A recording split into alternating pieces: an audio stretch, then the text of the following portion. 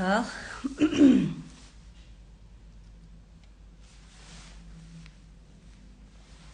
Все. Қайырлы кеш.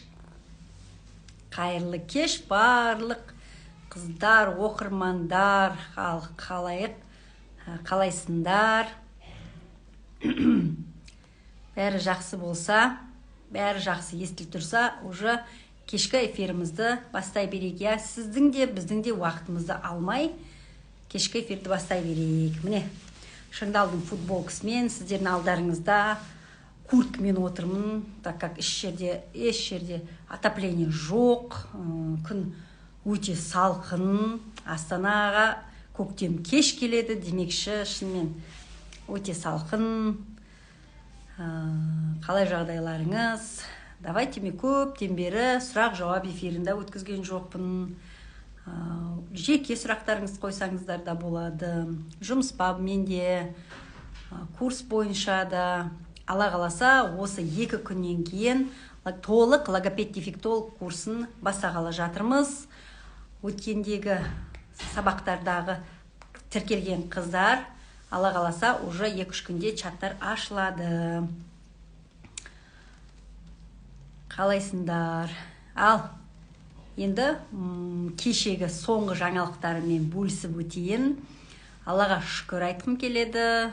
Қарағанды қаласында түзете дамыту орталығы, яғни комплексі түрде түзете дамытатын орталық ашылды. Шыңдалдың уже 4-5 филиал ашылып жатыр. Былайынша, саны бойынша 4-ші филиал, алла қаласа,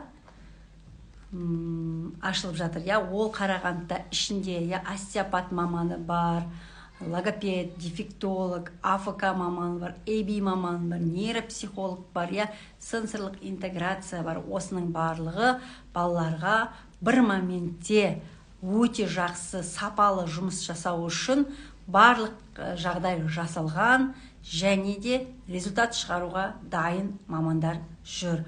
Барлығы да так, Астана салқын ба дейді. Астана өте салқын. Мен даже кожаный куртка киіп отқаныма қарап, кожаный куртка вообще шешілген де жоқ қой.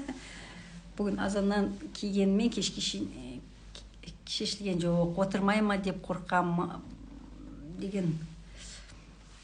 Толық сұрақтарыңызды толық қойсаңыздар. Сәлеметсіз бе? Ертеңгі курс ақысы қанша дейді. Алла қаласа, сіздерге осы курс туралы бір мәлімет беріп кетейін дедім.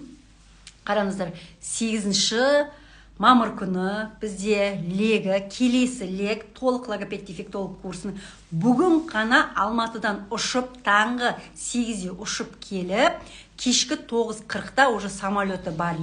Бір қыз логопед-дефектолог, АБ маманы Алматыдан бір күнге оқуға келіп, самолетпен туда-обратно, толық күн жүріп мен қасында, уже кешкі жақын үйіне қайтуға даяр. Бұл бір.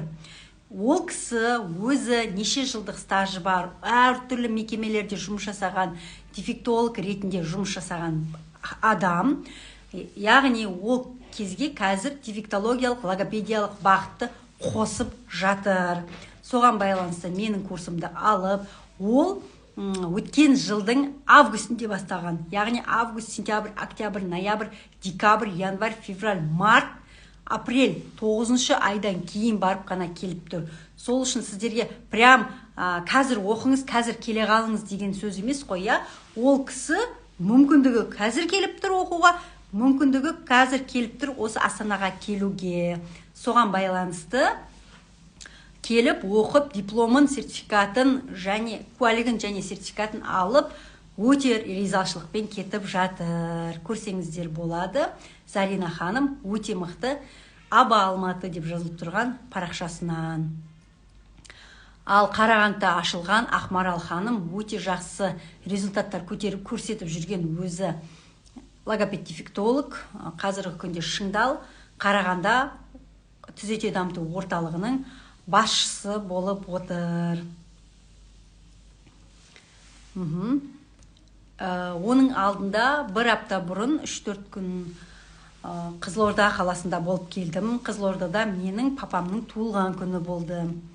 Папам менің әкем 70 жасқа толып, үлкен той жасамасақ та, кішігірім өзіміздің туған туысқандардың арасындағы отырыс болып, құттықтап қайттық.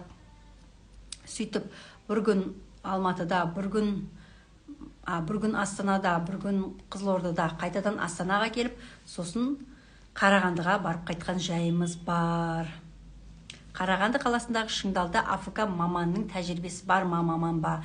Бір курс қанша уақыт алады және сол уақыт аралығында барлық маман бірге жұмыс жасай ала ма дейді. Дәл осы сұрақ дефектолог маманымен бірге, немесе сенсорлық интеграция маманымен бірге жұмыс жасайды. АФК маманы екеу. Біреуі дефектология факультетін бітірген менің інімнің досы, яғни ол дефектология факультетін бітірген дефектолог олигофренопедагог біріншісі, ер бала. Екіншісі жас маман. Ол енді үйреніп жатыр. Осы Шыңдал Астана орталығына келіп, әлде білімін шыңдайды. Сол үшін біреуі опытный, біреуі енді ғана бастап жатқан маман. Сол үшін конкретно екеуі де мықты деп айта алмаймын. Как есть, надо говорить.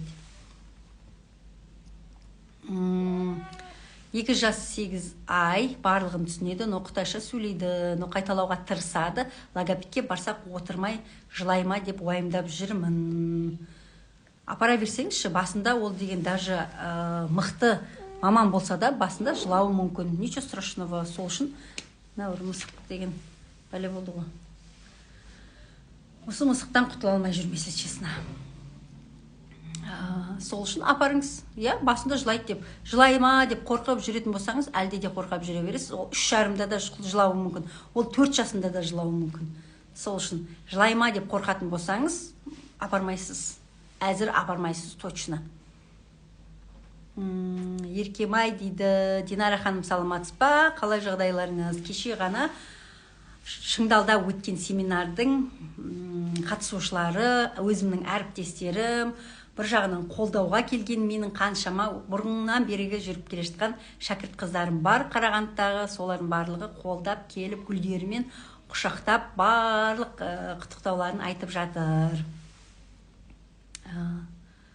Қандай да бір сұрақтарыңыз болса, ертеңгі курстың ақысы Айка 90-90 стар. Ертеңгі курстың ақысы ол 3 пакеттен тұрады. Про және VIP және стандарт. VIP пакетте от үйдо VIP-тан бастайын, от үйдо білім үйретіледі. 0-ден бастап вообще бүкіл хабары жоқ. Бірақ мен өзім шәкірттерім ішінен, әшейін ақша табуға келетін болса, немесе осы салаға қызығып жүрмін, финансистпін, басқамын дейтін болса, осы салада жұмыс жасап жүріп, логопедтер ойнап балалармен ойнайды еткенде ақша табады екен дейтін болсаңыздар, пожалуйста, әр ойнаймыз, ешқандай ондайды сала емес. Өйткені бұл сала өте қиын, өте энергияны талап етеді, уақытты талап етеді, көп білімді талап етеді, қаржыны талап етеді, ай сайын әртүрлі пособие кітаптарды оқуға, курстар алуды талап етеді. Соған байланысты просто так оқи салдым, мықты маман болам деген жоқ. Менің өзім, мысалы, 11 жылдық стажым болса да, қазір күнге шейін ойбай ең мықты маманмын деп айта алмаймын. Потому что әлі күнге шейін білетінім 19, білмейтінім 99. Диагностиканы күшті қып жасаймын, бұзылыстармен жұмыс жасаймын, сөйлемейтін баланы сөйлетеміз, дыбыстардың бәрін күшті қоямын, өтірік емес, базар жоқ, базар жоқ деген сөз күшті кетті ма? Алайда, реально мен бір шетін ақтарып, ізденіп бастасам, мысалы, рефлекстер, қазіргі күнде, мысалы, рефлекстермен қатты қызығып жүрме, қазіргі күнде ізденіп бастаған сайын, одан сайын менің қызығушылығым оянады, одан сайын менің осы салаға махаббатым ояна береді. Сол үшін ізденіп баз, көп жұмыс жасаймын, көп айлық табам емес, балаларға нәтиже шығарамын, ата-аналарға көмектесем дейтін ғана қыздарды менің өзім командама аламын және оқытамын. VIP пакетке 0-ден бастап үйретем. VIP пакетке 0-ден бастап үйреткен кезде мүлдем диагностиканы осы жолы былай қылдым, қараңыздар. алдыңғы курстарда болған жоқ.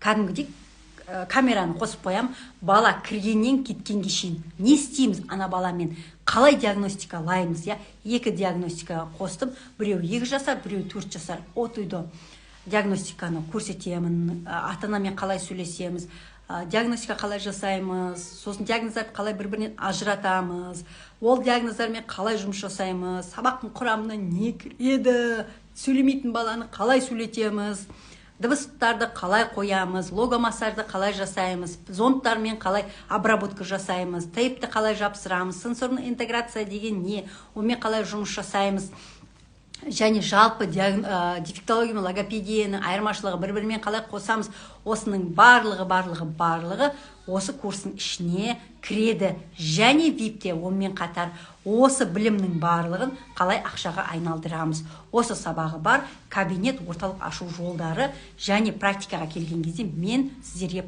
арнайы план берем, VIP пакеттегілерге ғана. Одан кейін пропакет ең оңай және көбісіне осы пайдалы, яғни 1 күндік практика, кейде 2 күндік практика болады. Бүкіл 0-ден бастап үйретіледі. Барлық сабақтар онлайн, доступ уақыты 3-4 айға дейін ғана. Алайда бәрін бірге кәдім көзбен көріп, қолмен ұстап, практика бәрі кіреді. Дос болып кетеміз, энергия алмасу, обед ішеміз, әрбір баланы, мысалы, консилиум жасаймыз, жаңағы баланың бұзылыстарын зерттейміз, әрбір сабаққа кіреміз. Кәдімгідей, сіз практикаға келген кезде не бывает такого, чтобы сіз практикаға келдіңіз, просто так отырдыңыз, кеттіңіз. Жоқ, сіз кәдімгідей соның бәрін жүргіздірем, көзіңді жұмғыздырам, ананың ішінен өтесіз. Жаңағы сенсорикаға кіресіз, өзіңіз сенсорить етесіз, вы сами на себе ощутите, и баламен сабақ өткізесіз. Бұның барлығы бүкіл сабақтардың ішінде, бүкіл практика жаңағы курстың пакетінің ішіне кіреді. Өте жақсы. Ал стандарт пакетте тек онлайн курс жібереміз, и все. Ода уже көбінесе мен стандарт пакетті, енді амал жоқ, бірақ олайынша көбінесе стандарт пакетке мен адамдарды жазылдырмаймын. Про мен VIP-ке ғана жазамыз. Қалтасы көтермей жатса проға, енді шын мәнінде осы білімді ары қарай да алып кетем деп сөйтетін болсаңыз, лучше VIP пакетті алыңыздар дегім келеді. Курс туралы толық айтсаңыз дейді. Гүлзира Уканышбаева. Алла қаласа 8 май күні басталады. От үйді өзім, яғни қараңыздар, мен не білем, соны от үйді сіздермен үйретем. Бірінші нәтиже, сіздер қашанда біліп алыңыздар, курс сатып алған кезде ешқашан адам нәтиже сатып алмайды. Курс сатып алған кезде нәтижеге жететін нақты, сенімді, тура жолды сатып аласыз. Тура жол сатып алған кезде дәл солмен жолмен жүріп, ешқандай артық ми қоспай жолмен жүрсеңіз, сол жаса деген нәрсең бәрін жасасаңыз, болды, уже нәтиже шығарасыз деген сөз. Тек ерінбей соның бәрін жасай беру керек, оқи беру керек. Бір. Және нәтиже деген қай кезде шығады? Нәтиже от үйді үйреніп, онлайн теорияны алып, офлайн практиканы алып, бір-бірімен қосқан кезде, кәдімгідей онлайнда алған білімді практикамен бір-біріне ұштастырған кезде өте күшті результат шығады. Яғни біз халық көбісі 80% халық бізде визуал. Визуалдар көзбен көріп, қолмен ұстап, соның бәрін сезіп, күшті нәрсе болған кезде ғана бізге оның пайдасы тиеді. Сол кезде ғана миымызда қорқыныштар кетеді. Сол кезде ғана біз келесі қадамға жасай аламыз. Атак онлайннан оқып алған онша көп қорқынышты сейілте қоймайды. Практикаға келгеннен кейін барып, практикаға 1 күн емес, 2-ші күн келгеннен кейін барып қана кәдімгідей полностью үйреніп кете аласыз. Осыны айтқым келеді. Сіздер Алла қаласа біздің шыңдал орталығына келіп практика өткіңіз келеме, значит, осы қашан келгіңіз келеді, ол өзіңізге ғана байланысты. Мүмкін сіз қазір күзде оқып, көктемде оқып, жазда келесіз.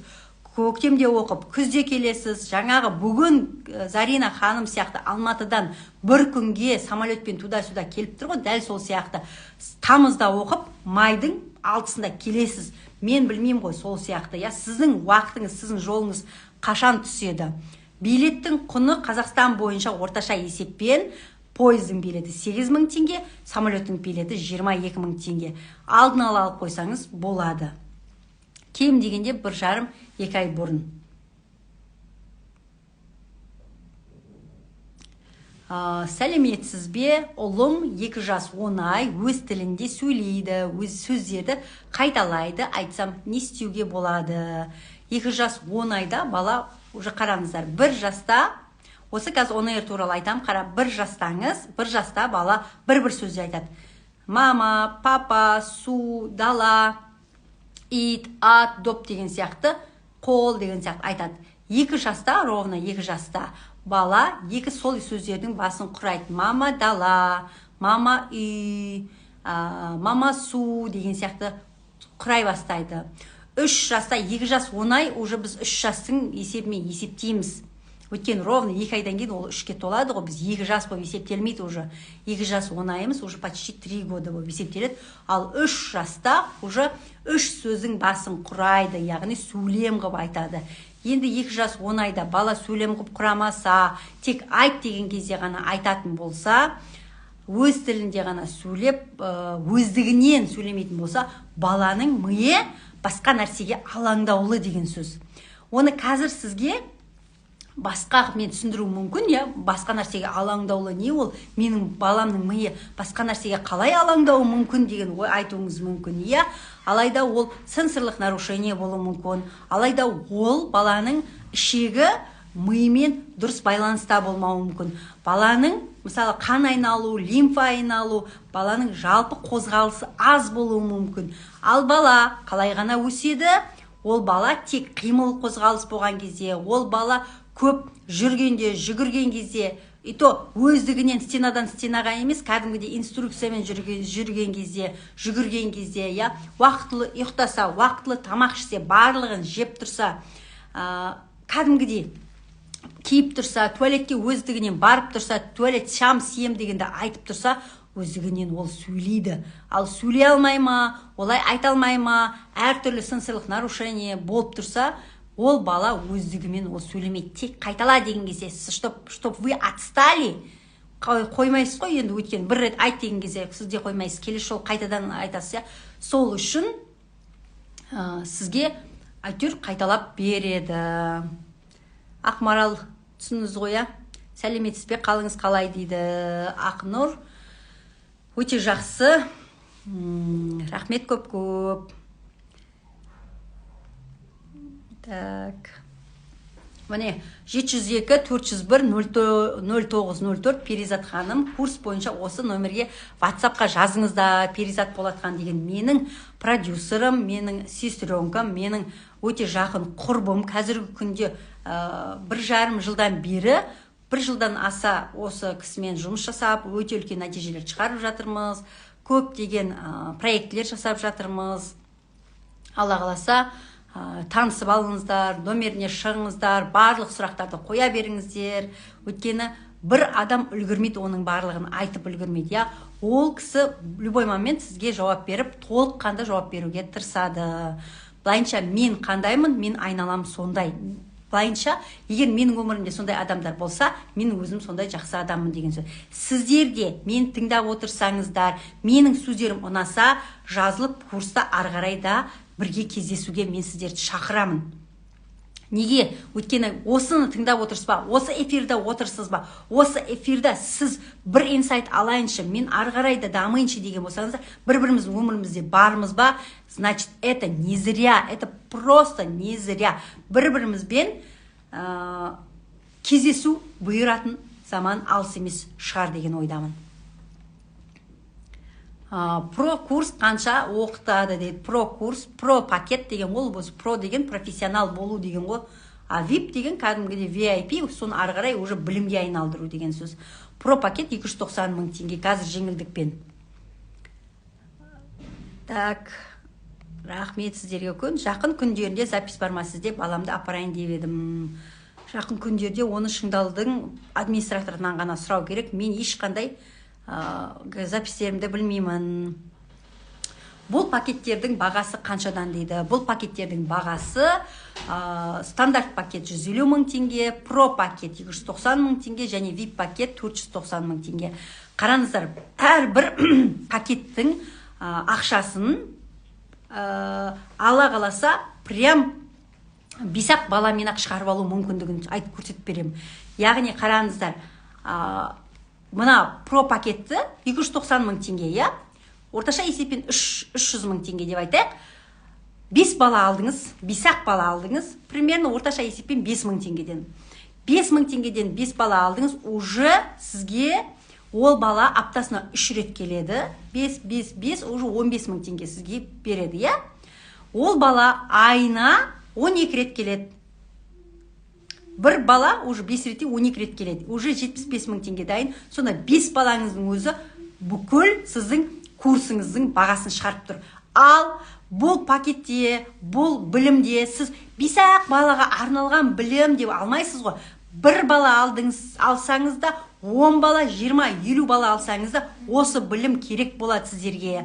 Өйткені бұзылыстар көбейіп жатыр, бұзылыстардың механизмі көрбеді. Бұзылыстар деген жасарып жатыр, бұзылыстардың ауқымы көбейіп жатыр. Соған байланысты бізге толыққанды диагностика, толыққанды көмек көрсету керек. Бір логопедтің мойнына жүк деген көбейді. Яғни біз уже сенсорлық терапевт болуымыз керек, сол жерде АФК маманы болуымыз керек, АФК-ның элементтерін жасайтын, ол жерде логомассажист болуымыз керек, ол жерде еще тейп жапсыратын, кинезиолог болуымыз керек, ол жерде дыбыс қоятын, сөзін шақыратын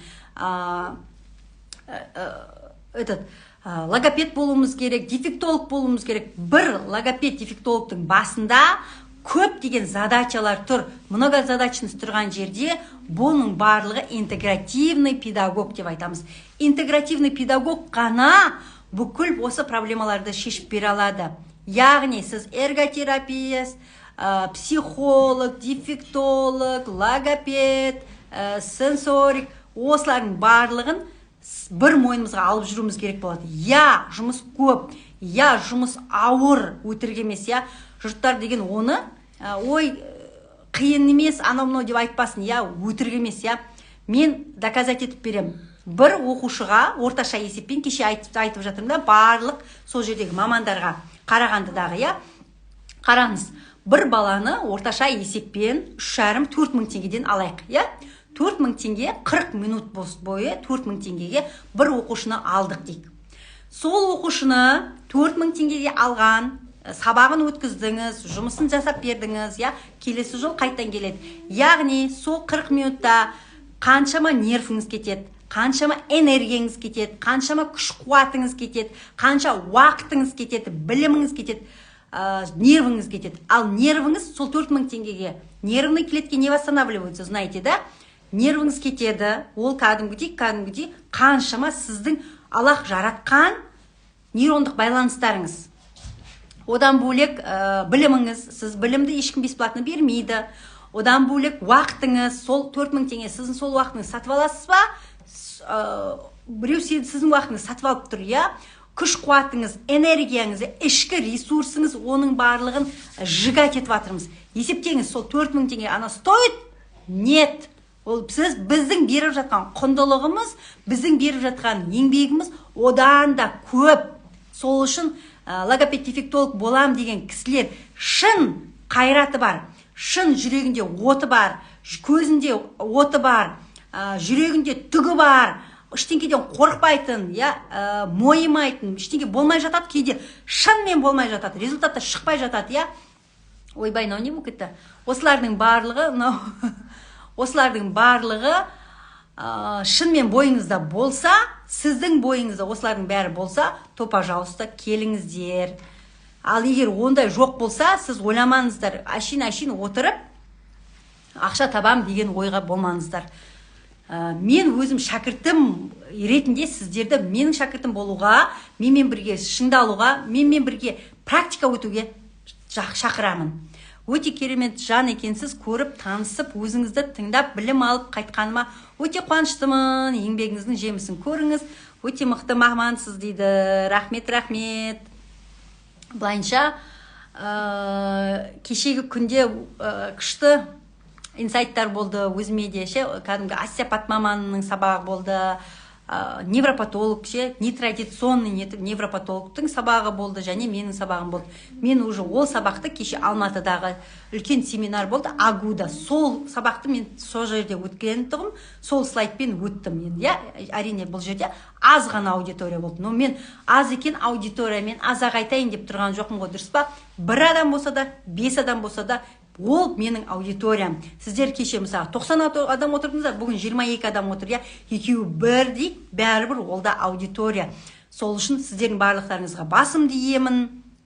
Міне кешкі уақытта бірге отырып, міне осындай Аллахтың шүкіршілігі емес па, кәдімгідей шын энергетика алмасу, кәдімгі прямойдың арғы бетінде 22 адам отырмыз бір-бірімізбен, менің тыңдаға сөйлегенімнің бәрін тыңдап отырмыз, бір-бірімізге сұрақ қойып, мен жауап беріп отырмын. Осының өзі Аллахтың бір кереметі емес пе?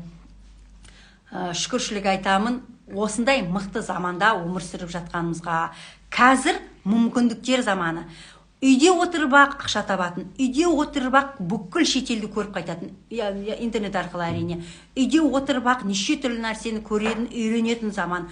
Үйде отырып-ақ балаларды туып, басқа нәрсемен айналыса алатын заман. Сол үшін миымызда бүкіл шектеу, біздің миымызда, ой, Астанаға бару керек, оған уақытым, мен баламды қақа қалдырамын, мен шыға алмаймын, тағы бірден кейін, енді 1045 сылтау, какие-то сылтаулар айтады да, которые вообще сылтау болмайтын сылтаулар.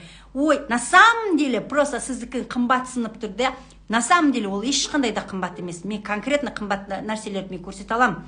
Вообще ешқандай қымбат емес. Сол кезде 2 күн мен қасында жүріп, қаншама нәрсені үйреніп, қаншама нәрсені көрсеткеннің өзі, дәл бүкіл курсты онлайн теориясын алмай-ақ сондай бағаны төлеуге стоит анатауы. Шынымен.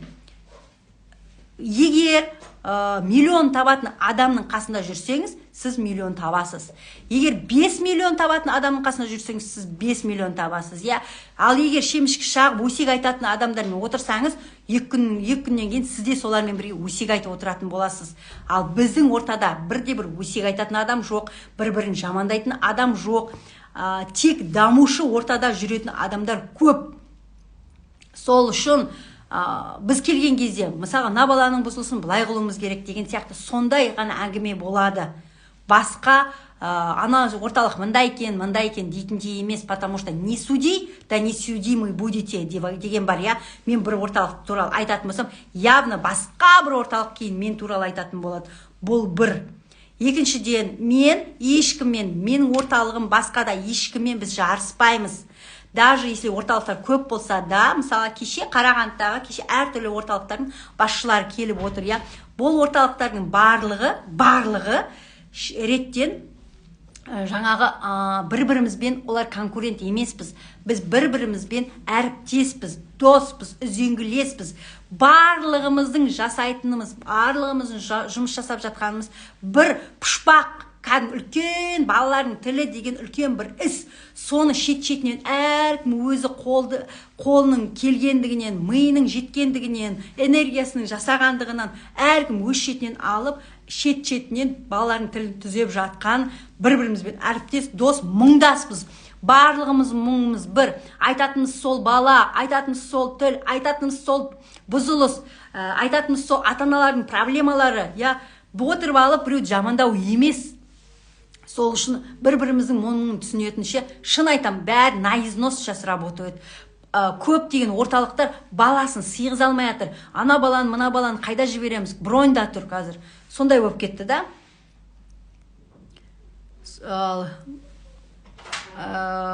Куәлік алдым, көзбен көргендей болмайды екен дейді. Келіңіз, практикаға келіңіз. Көзбен көргендей болады, қорқпаңыз. Офлайн бады Нұргүл Есполова. Офлайн, онлайн бірінші теориялық сабақ болады. Және офлайн практикалық сабақ болады. Офлайнға Астанаға кәдімгі неге келесіз практикаға. 2 күндік практика өтеді. Барлық шектеу мида. я келем. Любой, Құдай сақтасын, бір нәрсе болып қалса да ойбай, жаман ауру болып қалса, басқа болса да келеміз ғой, Астанаға МРТ бірден ке түсіруге де келеміз ғой. Ондайға келем деп ойламай, жақсылыққа келем, бір тойға келем. Сол тойға келген кезде 2-3 күн артық алып келемін. 2 күн менің практикам бар, тағы бір күн тойым бар, тағы бір күн демалысым бар деп 4 күн уақытымды алып келем деген сияқты кәдімгідей күшті план құрсаңыздаршы. Қазір келіп онлайн теорияны алып аламын да, практикаға мынандай айда келем, мына айда бір тойым бар еді деген сияқты. Бисмилля. Дәл сондай алдыңғысын естімей қалдым дейді. Эфир Алла қаласа, қалап жатса, Алла қаласа, қалап жатса сақталады. Толық көріп алуыңызға тілектеспін. Болмаса Нұргүл Есболова телефоныңызды қалдырыңыз. 702-401-0904 осы телефонды сақтап алыңыз. Сразу хабарласып, бағалардың барлығын от-үйді біліп алсаңыз болады. Өйткені келесі поток Құдай біледі. Ай сайын мен логопедтерді оқытып атқан жоқпын. Последний поток бізде декабрьде болды. Оның алдында августте болды. Енді міне майда ғана болып жатыр. Көріп тұрсыздар, я? Мысалға 4-5 ай өту керек болады да, и каждый раз ай сайын, күн сайын өткізе беріп отқан жоқпын ғой. Сол үшін мүмкіндігі бойынша потокпен осылай өтіп алғаныңыз жөн. Өйткені бір чатта сіздермен бірге жаңадан бастаған мамандар болады, бір-бірлеріңізге сұрақ қоямыз. Zoom разбор болады, яғни Zoomға шығамыз, кешке эфир болады, күнде емес, айына бір рет Zoom болып тұрады. Сол Zoomда өздеріңіз сұрақтарыңызды кәдімгі көзбе-көз видеоға шығып, сұрақтарыңызды қойып, менде мынандай бала бар, не істеп жатыр едім, мынандай қосып жатыр, мынандай алып тастап жатыр, мынаның әсері бар ма, жоқ па, ВЧТ деген сияқты, томатис, бак, микрополяризация, қазіргі күндегі тоқ терапияларын, мынаның қайсысы бірінші болып жатыр, не болып жатыр, қосайық па, қоспайық па деген сияқты. Вот это все қырғын сұрақтар болады. Сұрақтар болады, болғаны жақсы, сұрақсыз болмаған қайта жақсы, я? Білмеу ол нормально, но сұрамау ол не нормально. Сол үшін білмей тұрмын ба? Мен де сұраймын, мен всегда айтам, білетінім 19, білмейтінім 99, я еще тупая. Я знаю, что я ничего не знаю, и все. Сосын менен де сұрайын да, келген кезде, мысалға, практиканттардан, мынадан қандай бұзылыс көріп тұрсыз, не көріп тұрсыз деген кезде, ол бет сасқалақтап сөйтіп қалуы мүмкін. Алайда сіздер үйренуге келіп жатсыздар. Алайда сіздер бір-бірімізбен энергия алмасуға, білім алмасуға келіп жатырсыздар. Сол үшін білмеу это нормально. Бірақ білмегендіктен мен білмеймін деп жүре беру емес, үйрену керек қой.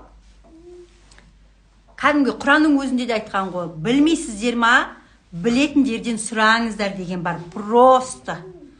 И все. Осының өзі тұр ғой, не керек басқа?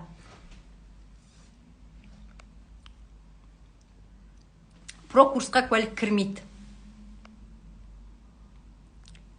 Так, курс қанша? Гаухар бухгалтер дейді. Бухгалтер болса, былайынша біз про пакет болсын, вип пакет болсын, көбінесе педагог және медицина қызметкерлерін ғана оқытамыз. Олар бірінші мамандығы бойынша осы. Алайда маған өткенде 2 басқа қалалар ашайық деп сұрады ғой. Мен өткенде айттым ғой, 2 қалаға мен отказ бердім. Шыңдал ашайық, Қарағандыда кеше ашылды, Жезқазған деппін ғой, Жаңаөзенде ашылды, Астанада ашылып жатыр, я? Ашайық деп Шымкент және Қызылорда сұрады. Шымкенттегі мен отказ бердім. Неге? Қараңыздар, былайынша келеді, қыздар келеді, практикаға келеді. Практикада адам өзі көрініп тұрады. Осыны жасайын, осыны алып кетейін, осыны күшті дамытайын, балалар осы білімді алып, ана балаға мынандай жасаймын, мына балаға мынандай жасаймын деген инсайттар болады. Мен ары қарай осы ісімді дамытайын деген кісі көрініп тұрады өзі. Уже осы салада 10 жылдан аса жүргеннен кейін уже психолог боласың ғой. Я? Қыздардың өзінен көрініп тұрады. От сияқты жаулап, лаулап күштім, кәдімгідей жанып тұрған қыз болса, мен оған поддержка беруге дайынмын. Ондай қыз болып тұрған жоқ, алайда ашайын деп жай айтып тұрғаннан кейін Шымкенттегі қызға мен отказ бердім. Бұл бір. Екіншіден, Қызылордада олар тағы бір кісі келіп ашайық деп айтты, алайда оған да отказ бердім. Неге? Олар тек давай шыңдал қылып ашып алсам, бүкіл Қазақстанға менің атымды көрсетеді, шыңдал Қызылорда деп қояды, мен уже алып кетем, балалар уже жартылай клиенттер дайын тұрады деп ойлап тұр ғой, иә? Ой, Майра деген здание алып жатыр, үй машинамен жүріп жүр, уже блатной, әртүрлі қалаларда ұшып жүр, ақша көп деп сөйтіп, тек сол жағын ғана ойлап тұр да, ал артында ешак сияқты азаннан кешке шейін жұмыс жасау, балалармен кәдімгідей қаншама бала, оның жылағаны, оның энергиясы, әртүрлі бұзылыстар, қандай үлкен еңбек, ол қаншама білім, ол орталықты ұстау, орталықтың ішкі сыртқы жұмыстары, административный жұмыстар, клиенттермен жұмыстар, ата-аналармен жұмыс, бұзылыстар, ол бұзылыстардың динамикасын зерттеу, осының бәрін ештеңені ойламайды да, ал тауып жатқан ақшаны үстіндегі мынау миллиондап тауып жатыр деп уже тек соны ғана ойлайды да, артындағы мынау үлкен айсбергтің үстін ғана көріп тұр да, астын көріп тұрған жоқ. Сол үшін мен осы екі қалаға отказ бердім. Сол үшін шыңдалды любой қалада просто так аша береді екен Майра деген ондай ойдан аулақ болыңыздар.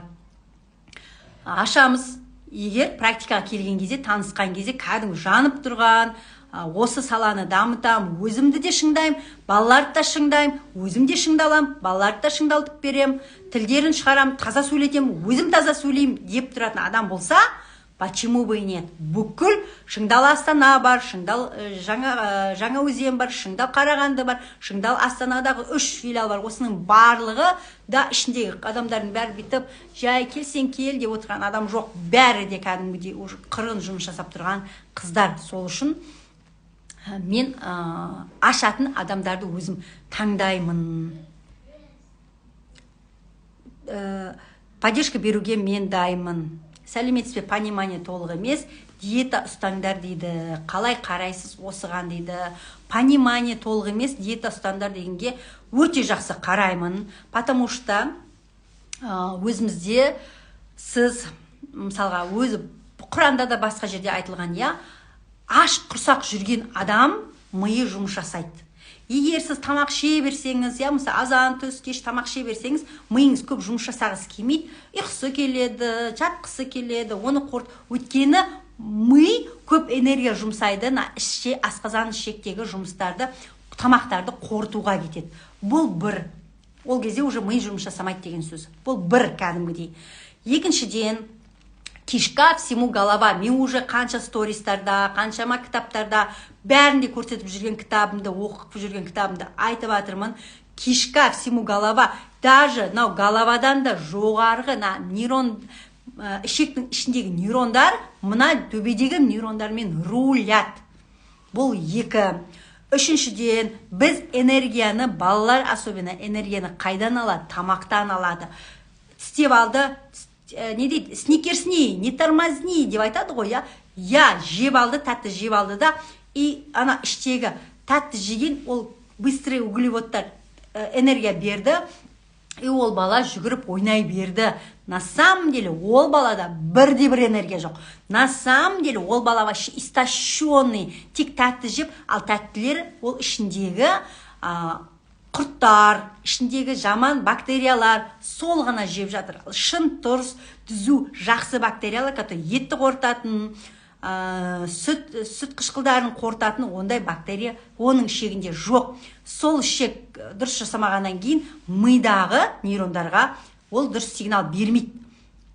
Лимфа айналу жоқ, сосын қан айналу жоқ. Қан айналмағаннан кейін уже баланың пониманиясы жоқ. Пониманиясы толық емес болғаннан кейін сіз уже тек диетамен отыратын болсаңыз, тоже ошибаетесь. Диета – это тоже плюс деген сөз. Комплекстің ішінде бірі деген сөз. Яғни комплексный жұмыстың ішінде бар нәрсе. Егер сіз бәрін жасаватсыз, бірақ диета ұстамайтын болсаңыз, бәрін жасамайтын болсаңыз, дұрыс ұйықтамайтын болсаңыз, бәрін жасаватсаңыз, тағы бір физический нагрузка аз жасайтын болсаңыз, бәрін жасап жатырсыз, бірақ өзіңізбен эмоциональный контакт жоқ баламен. Бәрін жасап жатырсыз, алайда өз-өзіңізбен, сіздің даже өзіңіздің миыңызбен, қойшы, қашанға, қалай уайымдамайым, уайымыңыз көп болса, қалай уайымдамайым, ол балам менің деген тілі деп айтатын болсаңыз, кәдімгідей бір Аллахқа сеніп, әрекетіңіз жасау деген, ол бөлек. Осының бәрін жасамайтын болсаңыз, сізден нәтиже шықпайды. Сол үшін один из факторов, больших факторов бұл диета ұстау. Диета дегенде, қандай диета? Ойбай, диета деген сөздің өзі бізге уже анандай триггер болады ғой. Ойбай, диета деген тем более балаға. Вы что? Деп сөйтіп шығамыз ғой. На самом деле диета деген әдемі нәрсе, күшті нәрсе, ешқандай да қорқатын заты емес. Бұл номер шықпайды WhatsApp-тан дейді. 702-401-0904. Қалай WhatsApp шықпайды? Болмаса осы жерге телефоныңызды дайрекке салыңыз. Сосын Әйгерім Аршабаева Перизат Полатхан деген телефонға хабарласып жіберіңіз. Сол кезде толық от-үйді барлық бағалары туралы, про пакет мен VIP пакет туралы айтып беретін болады. Бүгін вообще сіздерге ОНР туралы айтам деген, уже үйтіп-бүйтіп ертең күнге қалайын деп тұр ғой, бұл менің сабағым. Так, келесі. Кеш жарық демалыста жазда неше күн онлайн оқытасыз дейді. Демалыста жазда неше күн онлайн оқытасыз. Ондай сұрақты түсінбедім. Онлайнды өзіңіз қараңыз. Онлайн деген арнайы платформа бар. Абай деген арнайы платформа бар. Сол платформаға сіз сабақтарға қай кезде кіргіңіз келеді, қай кезде өзіңіз логин парольмен кіресіз, қай кезде оқисыз, біз оған қарамаймыз. От-үйді сабақтардың бәрін оқисыз, жазасыз. Бүгін ғана мен жаңа бір видеоны түсіндіріп көрсеттім ғой, стористі қараңызшы. Жаңағы Зарина ханымның бір дәптер арнаған толық от-үйді жазылған. Басынан бастап мен бірінші қалай ниет етем, сол бойынша ол да ниет етіп сабақ бастады. Яғни Аллах разылығы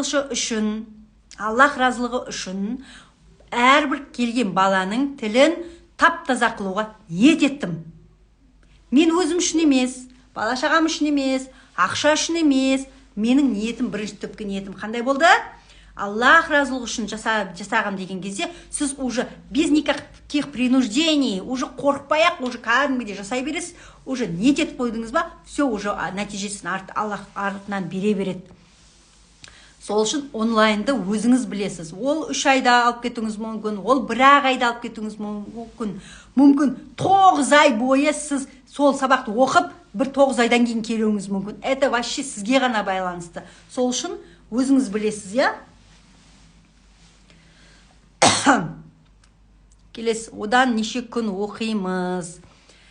Өзіңізге байланысты. Айтып тұрмын ғой, сіз қалай қабылдайсыз? Мүмкін тез оқисыз, мүмкін жай оқисыз, мүмкін ортаңызда қырғын жұмыстарыңыз бар шығар. 3 айда осы бүкіл тақырыптарды қамтып келсеңіз, пожалуйста келіңіз. 2 айда қамтып келсеңіз, осының бәрін пожалуйста келіңіз. Арғырай, диплом бар, бірақ жұмыс істеуге қорқам. Курс көмектесе алама. Мика Сейтқадыр 8. Әрине дипломыңыз бар, және осы салада жұмыс жасауға қорқып жүрген болсаңыз, про пакетті алыңыз и сразу жұмысты бастап кетесіз. Мен сізге бүкіл сабақтарыңыз, осы сабақтың бәрін кәдімгі на доступном языке түсіндіремін. Бүкіл диагноздарды қалай бір-бірімен ажыратамыз, қалай диагностика өткіземіз, диагностиканы онлайн, практикалық түрде де, диагностиканы теориялық тұрғыда да үйретемін. Дыбысты қалай қоямыз, сөйлемейтін баланы қалай сөйлетеміз, қандай методикамен біз 7 этаптық запуск речиді қалай жасаймыз, сенсорлық интеграция деген не, қалай сенсорлық интеграцияда біз жұмыстанамыз, қалай атына қарамайтын баланы қалай қаратамыз, қалай біз жаңа алдына су тамып кеткен балаға шеш дей бергіздірмейміз, қалай іштіне тегізбейтін на цыпочках жүретін баланы қалай біз на цыпочках емес жүргіздіреміз. Осының барлығы АПК элементтері деген не, оны қалай біз үйретеміз. Осының барлығы сабақтың ішінде бар. Яғни қалай тейпті жапсырамыз, тілге қалай массаж жасаймыз, зонд деген не, зондпен қалай жұмыс жасаймыз. Осының барлығы сабақтың ішінде бар. Үйреніп, тек мен сіздерге міне деп көрсетіп берем, болды, алып аласызда жұта бересіздер. Все. И практикаға келген кезде кәдімгідей біз екеуміз дос болып кетеміз кәдімгідей. Сәлеметсіз бе, курсты сатып алдым, бұйыртса Алматыдан барамын дейді. Вот тамаша. Бүгін ғана Алматыдан таңғы 8-де ұшып келіп, кешкі 9:40-та самолетпен ұшып кететін Зарина ханым келді. Бір күнге ғана келді. Өзі логопед, дефектолог емес, аботерапист. Сол салада жұмыс жасап, енді логопед дефектологтың курсын оқып, практикасына өтіп, өз балаларына ары қарайда қандай мен комплексті түрде көмектесе аламын деген ізденіспен келіп, өзінің біліміне тағы багаж қосып, ары қарайда мындықты нәтиже шығаратынына мен уже сенімдімін. Даже 100% сенімдімін. Майра ханым, мерекеңізбен. Аян ханым, рахмет көп-көп. Көрінбей кеттіңіздер. Практика қанша күн және қанша бағасы? Практика 2 күн болады. От үйде 2 күн. Ол бағасы жаңағы пропакет және вип пакетте ғана практика бар. Өзіңіз сол пакетіне байланысты. Бірақ көбісі пропакетпен уже жұмысты бастап жатыр. Пропакетпен частный центрлерде, частный жұмыс жасайтын яғни продленкаларда уже логопед болып жұмыс бастап жатқан қыздарым көп. Қалай практикаға келесіз? Өзіңіздің орталығыңызды ашуға, өзіңіздің кабинетіңізді ашуға, өз ісіңізді бастауға, осы сізге ұнап тұр, это мое дейтін болсаңыз, все, это уже самый сок. Все, уже мен қолдау көрсетуге дайынмын. Қаншама қыздарға қолдау көрсетіп жатырмын ғой, әлде де қолдау көрсетемін. Алла күш-қуат берсе, бас аман болса, я деніміз сау болса, мен өлгенше бүкіл қыздарыма көмектесуге дайын болып тұрамын. Ешқашан көрмедіңіздер ғой, курсты алып алдық, ауымен жоқ болып кетті, ешқандай жауап бермейді деген. Именно Майра туралы ондай сөз жоқ. Басқа туралы білмеймін, мен басқа туралы даже шаруам жоқ қой, ал Майра туралы ондай сөз естімегенсіздер. Сол үшін қандай менің шәкіртіммен сөйлессеңіздер де, қай кезде сұрақ қояды, сол кезде бәріне жауап беріп тұрамын. Чат болады, чаттың ішінде сұрақ қоясыздар. Кейде болады, я 1 аптадан кейін жауап беремін. И то 1 аптаның көлемінде жауап берсем, соның өзі өте үлкен рахмет, я кейде болады. Так, келесі. Ешқандай практикаға келуге бола ма? Әрине, егер болады да без теория келетін, практикаға келетін адамдар болады. Ол да нормально. Ешқандай теория оқымай практикаға келуге ол да болады. Алайда практикаға келу үшін сізде кем дегенде 1-2 жылдық опыттарыңыз болу керек. 1-2 жылдық опыт. Ол сол салада жұмыс жасап жүрген болсаңыздар, уже 2 жылдың көлемінде кәдімгідей опыт болады да, нормально ғой. Сол үшін без теория келуге мүмкіндік бар. Алайда қолдан келгенше мен олай келмеңіздер деймін. Өйткені мен сұрақ қоям, мен конспект сұраймын, мен не айтып отырмын, соны сіздер білуіңіз керек. Сол үшін қолдан келгенше теория плюс практика, теория плюс практика, ақ пен қара екеуін бірге алып жүреміз ғой. Дәл сол сияқты просто офлайн деген болмайды.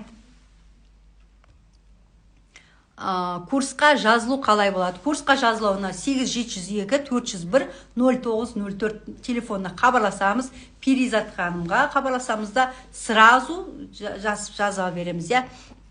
Давайте былай қылайық.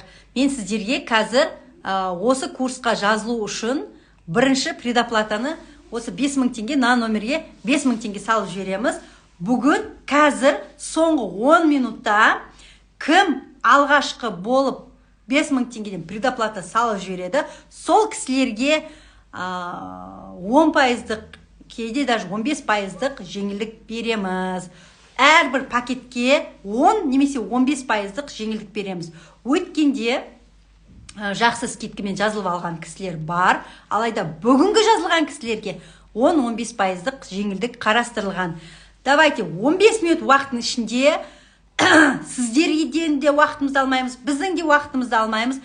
Алғашқы жазылам деген кісілер осы номерге 5000 теңге предоплата жібереміз. Қай пакет болсын, про пакет болсын, вип пакет болсын, барлық әрбір пакетке скриншоттап алыңыз, осыған жібереміз да, и сразу уже жазылып аламыз, я? Профессионал пакетке не кіреді? Я 13 толық логопед дефектолог курсының сабағы кіреді, дефектология сабағы кіреді, АФК, сенсорлық интеграция, логомассаж, тейптеу, зум-разбор, сертификат, Астана қаласында шыңдал орталығында практика, сұрақ жауап чаты болады, кері байланыс болады. Осының барлығы жеңілдікпен 290 мың теңге. Егер осы соңғы 10 минутта, 15 минутта жазылған кісілерге болса, бүкіл бағадан 10% тағы жеңілдік болады. Скриншоттап алыңыздар. Қалай скриншоттап аласыздар? Сразу уже про немесе VIP деп өздеріңіз айтасыздар. Мен тек сіздердің выборларыңызға қарайым. VIP пакетке отойды бүкіл сабақтар, логопедия, дефектология, сенсорлық интеграция, логомассаж, риналалия, тейптеу, зум-разбор, шыңдал орталығында өтетін 2 күндік практика, орталық сұрақ жауап чаты кіреді, кері байланыс, сертификат, куәлік, кабинет, орталық ашу жолдары, осының барлығы 490 мың теңге болады. Скриншоттап алыңыздар. Ең алғашқы болып 5 адамға қазір біз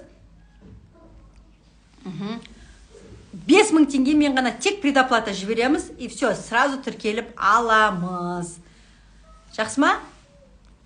Курсқа жазылу үшін осы астында тұрған номерге бір-бір жазамыз, сразу қандай курс дейді.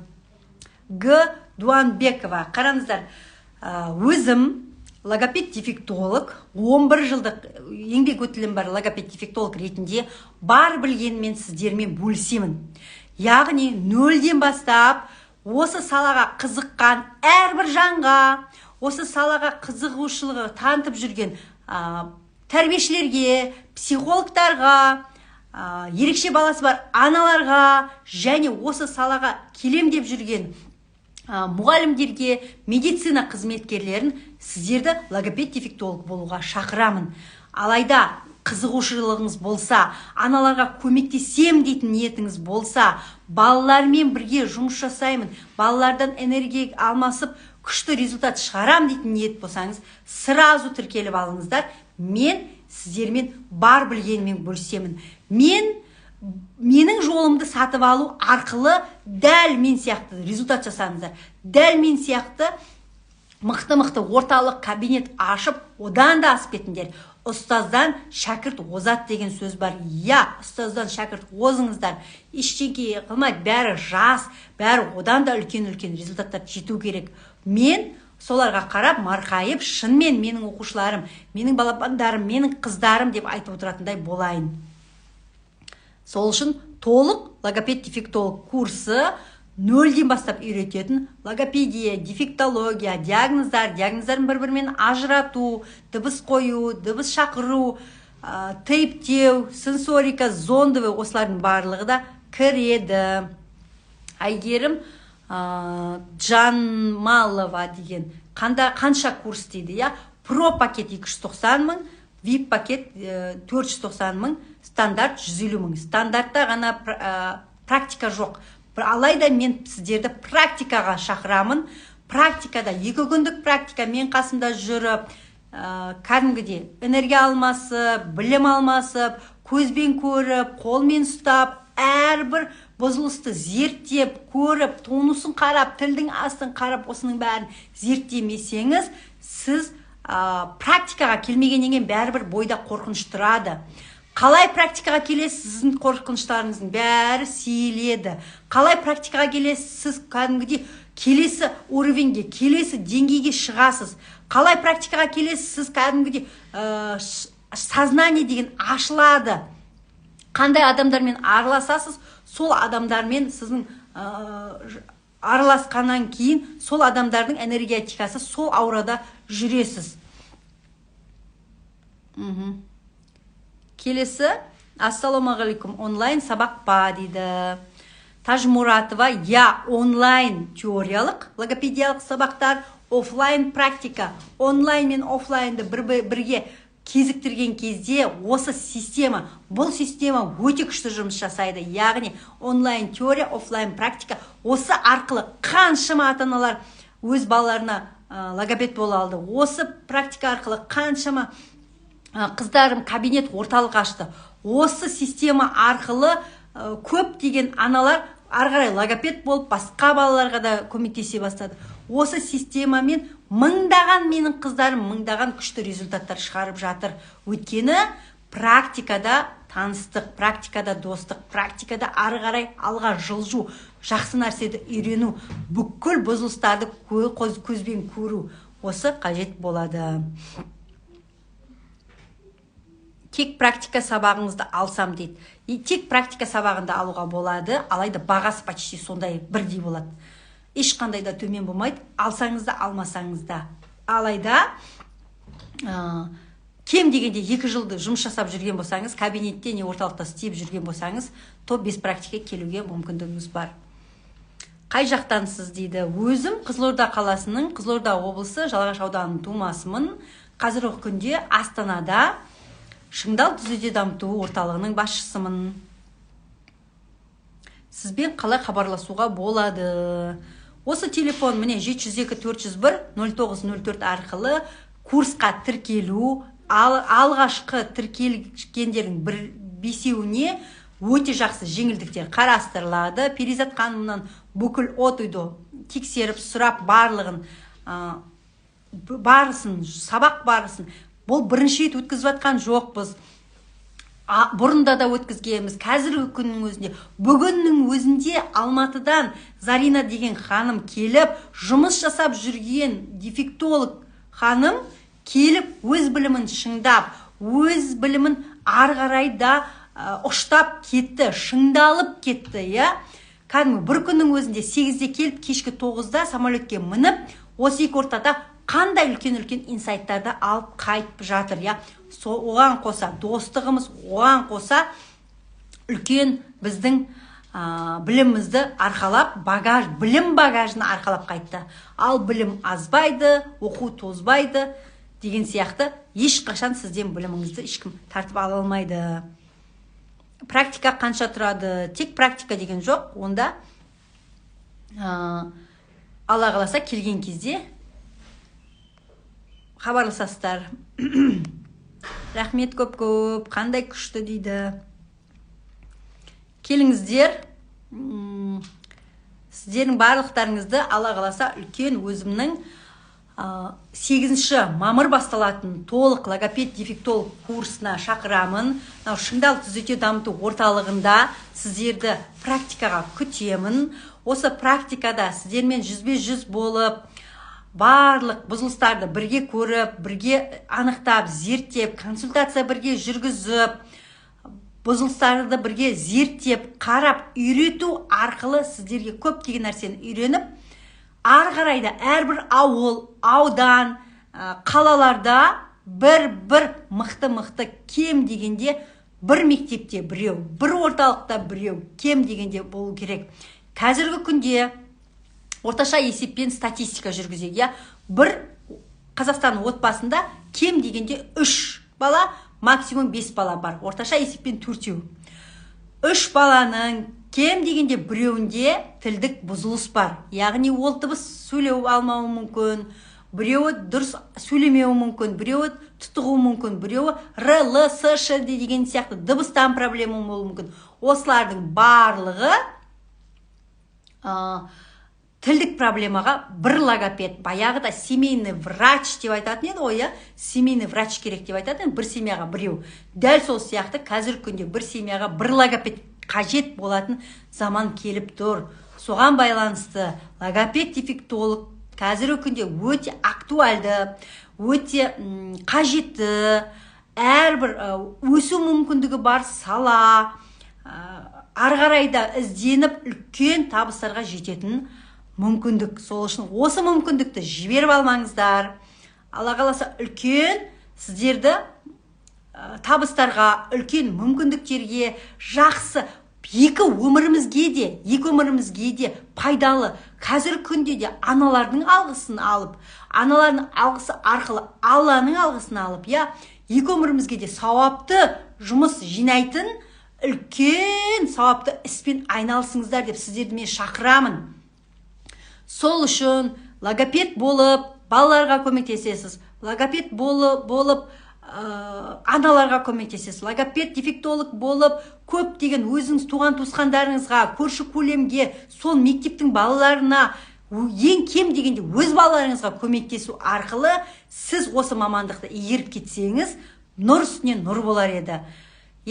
Біреудің жетістікке жеткен адамның жолын сатып алу арқылы дәл сондай жетістікке жетуге болатын мен сіздерге дәлелдеп беремін. Практикаға келгенде оның барлығы айтылады, практикада осының барлығы үйренеді. Shine Home мамандығын басқа бола береді ма? Былайынша мамандығын басқа болуға болмайды, былайынша болмайды. Алайда шын ниет болса, шынымен адамның басқа факультетте шынымен болып қалады, басқа факультетке түскен болады, сырттай оқуға түсу керек болады, кәдімгі дистанционно оқу керек болады. Ал білімді тек осындай курстардан, білімді семинарлардан, білімді бас қосулардан кәдімгідей жазып түртіп полностью практикадан ғана аласыз. Білімді сырттай оқулардан онша ала қоймаймыз. Қанша теңге общий дейді.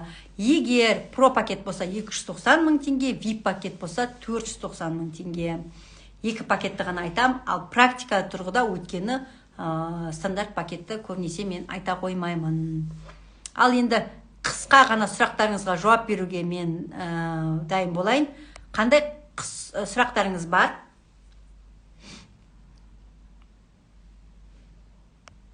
Сұрақ жоқ па ешқандай? Барлық өзімнің шәкірттеріме, қыздарыма, достарыма шыңдал түзеже дамыту орталығына практикаға шақырамын. Практика арқылы біліп, көріп, көптеген бұзылыстармен танысып, көзбен көріп, қолмен ұстап, энергетика алмасы, біліміңізді толықтырып, білім багажын толықтырып, кәдімгідей көзбен көріп ұстау арқылы бала миымызды сендіріп, солмен тез нәтижеге жетуге болатын жолды сіздерге көрсететін боламын. Уже 22-де 13 кетті, бір 5 минуттың көлемінде мен эфирді аяқтауым керек. Мына чек осы 4400-ден басталатын номер арқылы сіздер 5000 теңге предоплата салып, арғарай 10% скидка жасап қойып, және арғарай курс басталам дегенге бөліп төлеуіңізге мүмкіндік бар. Сонымен қатар 3 айлық және 12 айлық рассрочка осыған қарастырылған. Одан бөлек внутренний рассрочка 3 айға внутренний рассрочка қарастырылған. 3 айға өзіңіз бөліп төлейтін. Ешқандай кредитсіз, ешқандай банксыз да осылай бөліп төлеуге мүмкіндігіңіз бар. Барлығы да мүмкін. Бірінші адам деген қадам жасаса болды. Большой путь начинается с первого шага дейді ғой. Дәл сол сияқты шынымен ниет болып тұрса, шынымен қатысқыңыз келсе, давай бастайым дейтін болсаңыз, бірінші қадам жасаңыз. Бірінші қадам жасағаннан кейін Аллах өзі жеңілдігін беріп, ары қарай да тез оны төлеп тастау, ары қарай да оны тез игеріп кету, ары қарай да уже практикаға келу мүмкіндігіңіз, жолыңыз ашылады. Ешқандай да проблема жоқ. Сіздерді күтемін. Сіздермен бірге Алла қаласа үлкен шыңдарды бірге бағындырам. Шыңды ал деген сөз, шыңдал деген шыңдалу, яғни совершенствоваться, және шыңды алу, покорять вершины деген сөз. Осы екеуін қосып, шыңда алып, шыңдалып, және шүкіршілігі артсын деген біздің бүкіл шыңдалдықтардың девизі. Сол девизге сіз де лайықты болсаңыз, келіңіз. Ал сіздермен қоштасамын. Кешкі жоғарғы оқу білімі мүлде жоқ, логопед бола алама дейді. Мүлде жоқ деген қандай? Вообще 11-ші класстан кейін бітірген ба? Онда сырттай түссін да енді. Сырттай оқуға дефектология факультеті бар, университеттері бар, 2 жыл, 3 жыл сырттай оқуға түседі. Алайда білімді осылай курстардан, марафондардан, жақсы интенсивтерден және практикадан ғана білімді осындай ғана кәдімгі бөлек частный курстардан жақсы білім ала алады. Документ маңызды ма? Былайынша диплом дейді. Маңызды. Куәлік, диплом деген маңызды. Былайынша бар айтады ғой. Я без бумажки, ты какашка деп айтады ғой. Сол сияқты мен өзім, өз басым, басында осылай сертификатпен ғана оқып алдым. Сертификаттан білім алып, осылай жасап жүрдім. Где-то 4 жылдан кейін барып, что это мое, что я хочу это закончить, что я хочу это продолжить деп сырттай оқуға түсіп алдым. Сырттай оқуға түсу арқылы кәдімгі 2018-де Каргуды дефектология факультетін бітіріп, қазіргі күнде уже 3 жоғарғы білімім бар. На самом деле, менің бірінші образованием ешқандай да дефектолог емес. Бірінші образованием бойынша журналист-международник, екінші образованием бойынша педагог-психолог, үшінші образованием бойынша логопед-дефектолог. Осы үшеуін қосқаннан кейін барып қана қазіргі күнде сіздердің алдарыңызда и журналист, и психолог, и дефектолог шығып тұр. 3 в 1. Осы барлық білгеніммен сіздермен бөлісемін. Курсыма келіңіздер. Мен не білем, соның бәрін үйретем. Түк қалдырмай, не істейм, осылардың бәрін сабағымда көрсетем. Сабақтың құрамын берем, планды берем, үйретем, көрсетем. Барлық қолдарыңызға, көздеріңізбен бәрін үйретіп, кәдімгідей ауыздарыңызға тек шайнап, деп жұта салатын қып дайындап беремін. Қарағандыға келесіз ба? Кеше ғана, бүгін кеше түнде ғана Қарағандыдан келген жоқпын ба? Қарағандыда 2 күн болдым, отойды. Консультацияда болды, 4 күні толық консультация болды, 5 күні бізде ашылу салтанаты болды Қарағандыдағы Шыңдал түзете дамыту орталығында. Аяла, рахмет дейді. Сізді қатты жақсы көреміз дейді. Рахмет. Вообще, мен мынандай күшті нәрселер шығады екен да. Внутренний төлеу деген қалай? Серік қызы, внутренний төлеу деген ол, яғни про пакеттің немесе VIP пакетті өзіміз внутренний рассрочка деген бар. 290 мыңды аласызда 3-ке өзіңіз бөлесізді. Ай сайын өзіңіз сол 3-ке бөлген кезде өзіңіз төлеп тұрасыз. Алматыға келесіз бе? Алла қаласа, жол түсіп жатса, әрине барамын. Егер сұрақтардың бәрі аяқталса, сіздерге көптен көп рахмет айтқым келеді.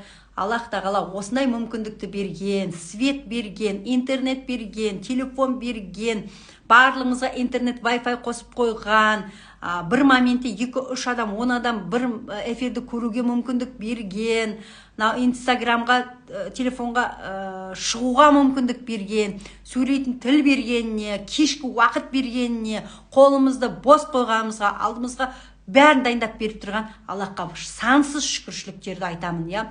Әрбір осы шүкіршіліктің артында шүкір етсең көбейтем деген бар. Сіздерде де шынымен, сіздермен бірге отырып, кешкі эфирді отырып, кәдімгідей қанша халықтың алдында отырғандай сөйлеп отқан мыңда бір рахмет айтам, басымды иемін. Рахмет айтқым келеді. Алла қаласа, келесі сабақтарда кездескенше.